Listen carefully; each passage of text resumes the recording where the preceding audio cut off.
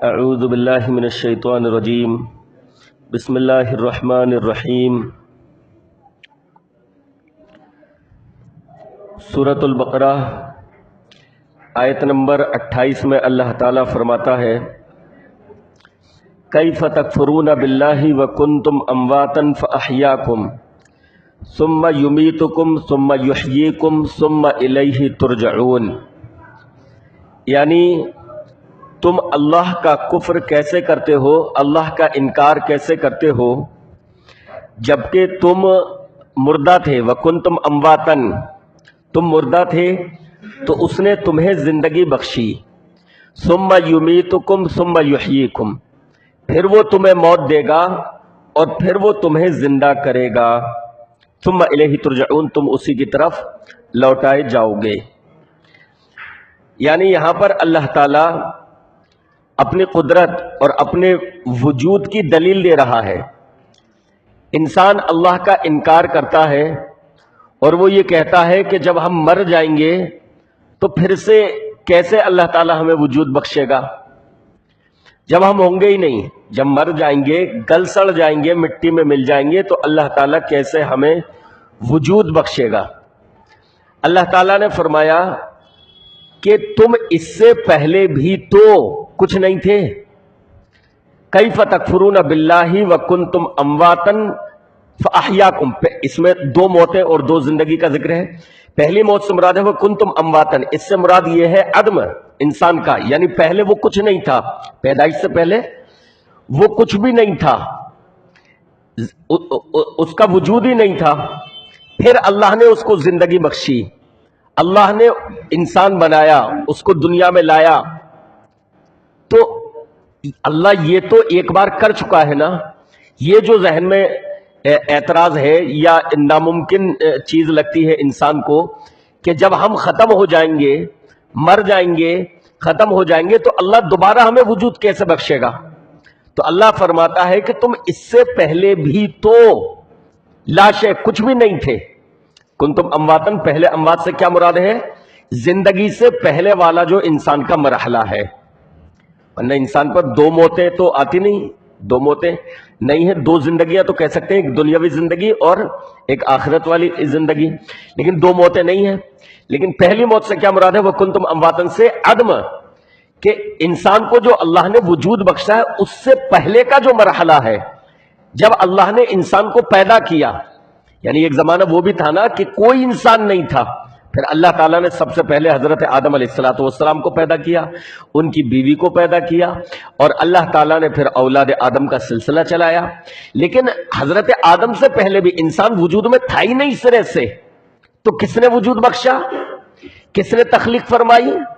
کون انسان کو وجود میں لائے؟ اے انسان کون تجھے وجود میں لایا؟ اللہ۔ تو وہی مراد ہے اس سے وَكُنْتُمْ أَمْوَاتًا، یعنی تم کچھ بھی نہیں تھے، تم تھے ہی نہیں۔ فَأَحْيَاكُمْ، اس نے تمہیں زندگی بخشی، یعنی اس نے تمہاری تخلیق فرمائی، اس نے تمہیں زندگی عطا فرمائی۔ ثُمَّ يُمِيتُكُمْ، اس کے بعد پھر تم مر جاؤ گے، وہ مرحلہ آئے گا کہ تم مر جاؤ گے۔ ثُمَّ يُحْيِيكُمْ، پھر وہی تمہیں زندگی بخشے گا، جو پہلے تمہیں عدم سے وجود میں لایا، کچھ نہیں سے، کوئی چیز نہیں سے چیز میں لایا، وہی اس موت کے بعد پھر تمہیں زندگی بخشے گا۔ تو اللہ تعالیٰ نے یہاں پر جو ہے اپنی قدرت کا حوالہ دیا ہے ایک طرح سے، کہ تمہارے پاس انکار کی یا تعجب کی کوئی وجہ نہیں ہونی چاہیے، یہ چیز تمہیں ناممکنات میں سے نہیں لگنی چاہیے کہ اللہ تعالیٰ ہمیں کیسے پیدا کرے گا، لہٰذا اللہ کا انکار کر دیں کہ کوئی ہے ہی نہیں، بلکہ خود سوچو کہ جب کوئی انسان نہیں تھا اس کے بعد بھی تو اللہ نے انسانوں کو وجود بخشا، تو وہ اس چیز پر بھی قادر ہے کہ تمہارے مرنے کے بعد تمہیں دوبارہ سے وجود بخشے۔ جو ایک مرتبہ تمہیں وجود بخش سکتا ہے تو دوبارہ تمہیں وجود کیوں نہیں بخش سکتا؟ کیف تکفرون باللہ وکنتم امواتا فاحیاکم ثم یمیتکم ثم یحییکم ثم الیہ ترجعون۔ هو الذی خلق لکم ما فی الارض جميعا، وہی اللہ ہے جس نے تمہارے لیے جو کچھ زمین میں ہے سب کچھ تمہارے لیے پیدا کیا، اس نے تمہاری بھی تخلیق فرمائی، زمین و آسمان کو اللہ نے پیدا فرمایا، زمین سے جو کچھ اگتا ہے وہ تمام چیزیں اللہ نے تمہارے لیے پیدا فرمائی۔ اسی سے استدلال کیا جاتا ہے کہ زمین کی جتنی اشیاء ہیں ساری کی ساری انسان کے لیے حلال ہے، یعنی کھانے کی چیزوں میں اصل کیا ہے؟ حلت۔ حرام کے لیے دلیل چاہیے، جن چیزوں کو اللہ نے حرام کیا ہے وہ حرام ہے، اور اس کے علاوہ جتنی چیزیں ہیں ساری کی ساری حلال ہے۔ هو الذی خلق لکم ما فی الارض جمیعا، وہی اللہ ہے جس نے تمہارے لیے جو کچھ زمین میں ہے تمہارے لیے پیدا کیا۔ ثم استوى الی السماء فسواہن سبع سماوات، پھر وہ آسمانوں کی طرف متوجہ ہوا اور برابر جو ہے اس نے 7 آسمان پیدا کیے۔ تو اللہ تعالیٰ نے آسمان بھی 7 پیدا کیے، اور حدیث سے پتہ چلتا ہے کہ زمینیں بھی اللہ تعالیٰ نے 7 پیدا کی ہیں۔ تو اللہ تعالیٰ نے 7 آسمان برابر بنائے، وَهُوَ بِكُلِّ شَيْءٍ عَلِيمٌ، اور وہ ہر چیز کا جاننے والا ہے۔ تو اللہ تعالیٰ نے یہاں پر جو ہے حوالہ دیا اپنی قدرت کا کہ اللہ تعالیٰ تخلیق، یہ پوری کائنات اللہ ہی کی تخلیق ہے، انسان کا وجود بھی اللہ کی تخلیق ہے، زمین و آسمان یہ سب کچھ اللہ کی تخلیق ہے، تو اسی ایک اللہ پر ایمان لانا چاہیے۔ پھر اس کے آگے اللہ تعالیٰ نے انسان کی تخلیق کا ذکر کیا کہ اللہ نے انسان کو جو پیدا کیا اس وقت کے واقعے کا اللہ نے ذکر کیا۔ وَإِذْ قَالَ رَبُّكَ لِلْمَلَائِكَةِ إِنِّي جَاعِلٌ فِي الْأَرْضِ خَلِيفَةً، اور یاد کرو اس وقت کو جبکہ آپ کے رب نے فرشتوں سے کہا انی جاعل فی الارض خلیفہ، کہ میں زمین میں خلیفہ بنانے والا ہوں، زمین میں خلیفہ بنانے والا ہوں۔ خلیفہ سے کیا مراد ہے کہ خلیفہ بنانے والا ہوں، یعنی ایسی مخلوق کو پیدا کرنے والا ہوں جو ایک دوسرے کی جانشین بنے گی، اس میں سلسلہ جانشین بنے گی ایک دوسرے کی، یعنی یہ مر جائیں گے پھر دوسرے آئیں گے، یہ مر جائیں گے پھر دوسرے آئیں گے، یہ مراد ہے۔ اللہ کا خلیفہ نہیں، لوگوں میں جو یہ مشہور ہے، یہ قرآن مجید کی آیت میں کہیں بھی نہیں ہے جو یہ کہا جاتا ہے کہ اللہ نے اپنا خلیفہ بنایا۔ اس آیت کا بھی یہ ترجمہ نہیں ہوتا کہ میں اپنا خلیفہ بنانے والا ہوں، یہ اللہ نے نہیں فرمایا کہ میں اپنا خلیفہ بنانے والا ہوں۔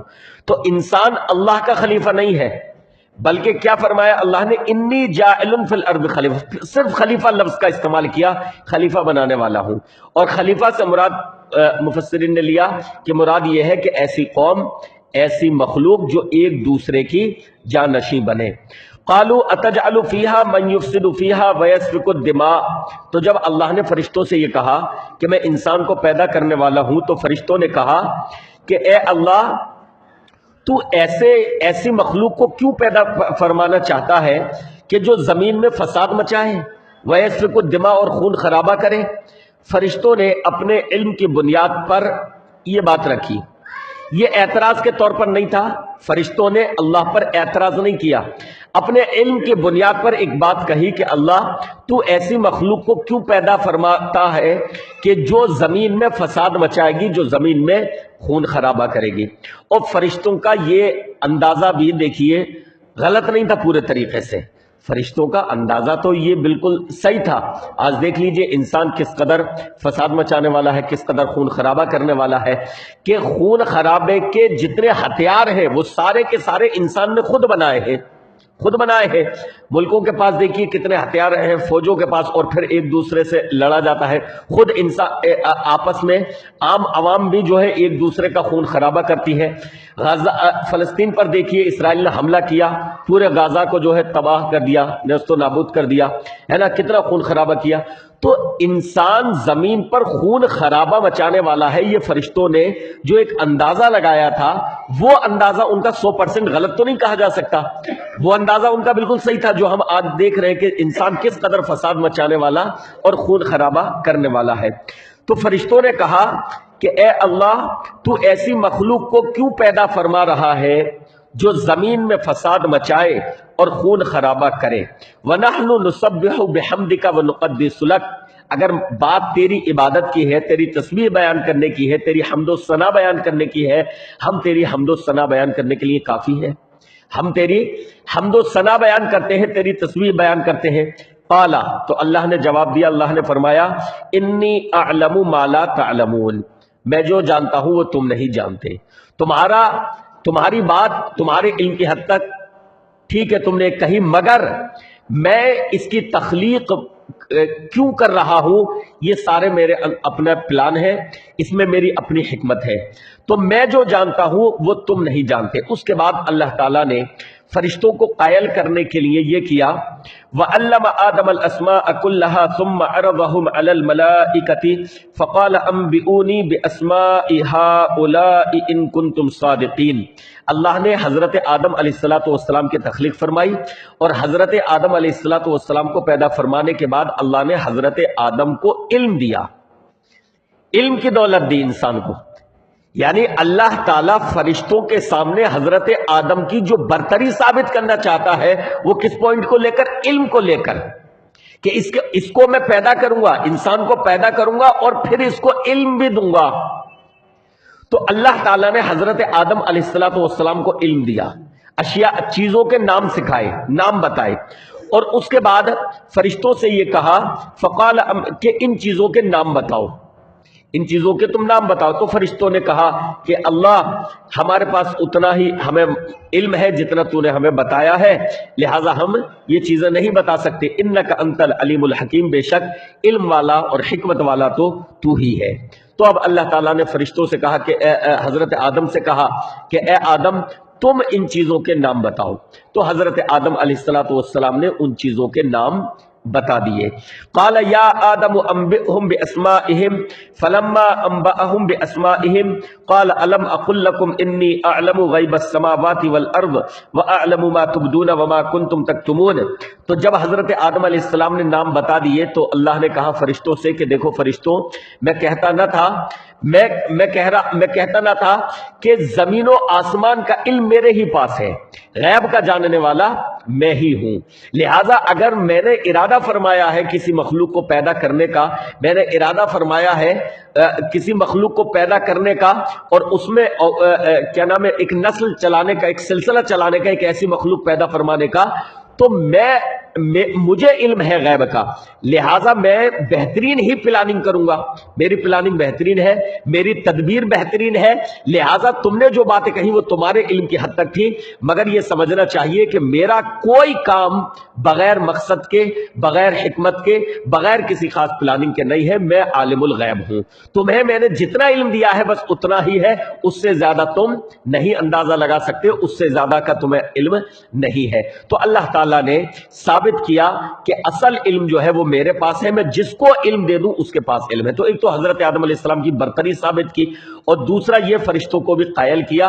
کہ مکمل علم جو ہے وہ میرے پاس ہے، غیب کا علم رکھنے والا میں ہوں۔ تو اس طریقے سے اللہ تعالیٰ نے حضرت آدم علیہ السلام کی تخلیق یا انسان کی تخلیق کا اللہ تعالیٰ نے یہاں پر ذکر کیا، اور اس سے پہلی والی آیتوں میں انسان کو اس بات پر قائل کیا کہ بھائی جب میں تمہیں عدم سے وجود میں لا سکتا ہوں، میں نے ہی تمہاری تخلیق فرمائی ہے، تو تمہیں یہ چیز ناممکن کیوں لگتی ہے کہ میں دوبارہ پیدا کروں گا؟